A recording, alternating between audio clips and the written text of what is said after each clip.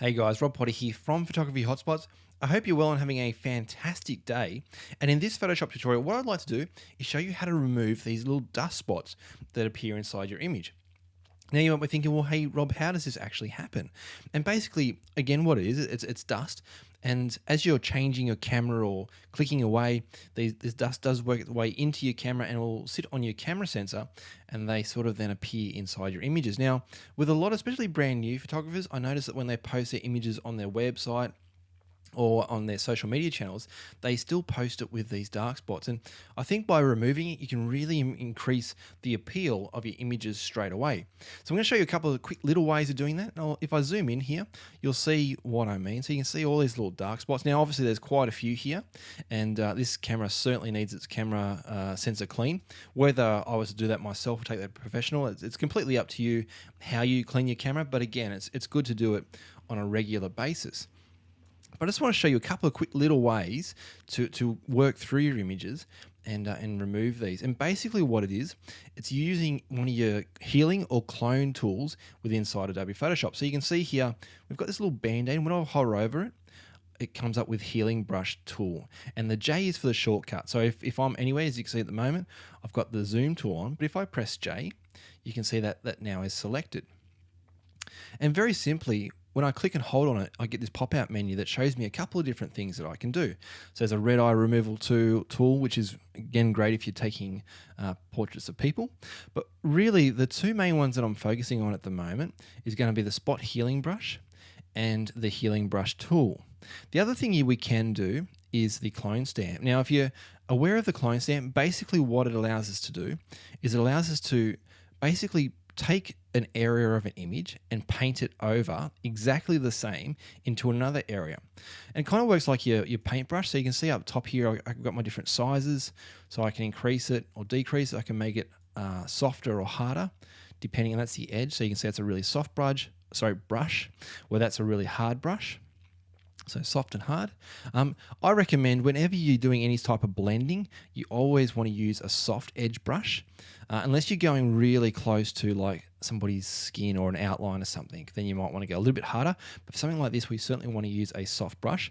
And then all I would do is you can see that when I hold down the Alt key, whether you're on a PC or a Mac, you hold down the Alt key and you get this little crosshairs. And now what I can do is simply click.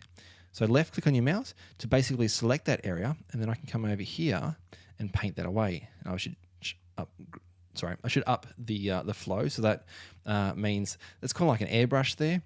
Flow is 100% and 30% is not so much. So again, same thing, click, paint.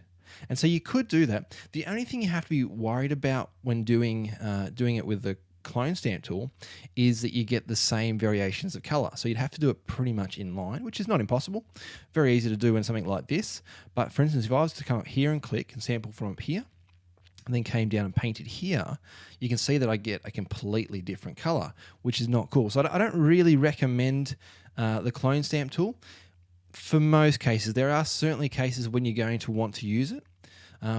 The other one we've got is spot healing brush. Now this is probably one of the easiest ways of doing it. And again, it works like your paintbrush, so you can increase or decrease the size of the brush. But basically how this works, as you can see here, I can basically just click on a spot and it's basically going to sample from around it and then fill it with what it thinks it should be. So sort of randomizes the pixels and put it back there. And if something like this, as you can see, I can work around really quickly and remove all these spots. And this is probably going to, because it's just blue, this is going to be pretty cool. A really cool tool for it. Let's say that we're getting sort of down closer to objects. So you can see here we're sort of moving away from the blue area, and we're getting closer to other tones, other colors, and that sort of stuff.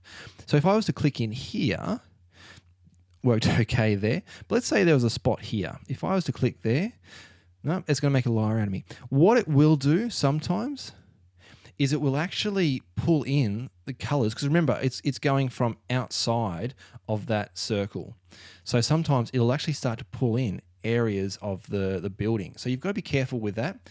And often what I recommend is just the healing brush tool, which kind of works like the clone tool and the spot healing brush all in yeah, I got that right.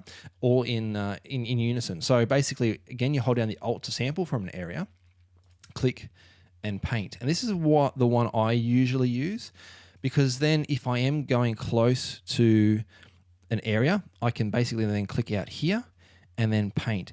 And what will happen is I then won't get the areas like the darker tones coming through from the buildings and the trees and that sort of stuff. It'll sample it from out here.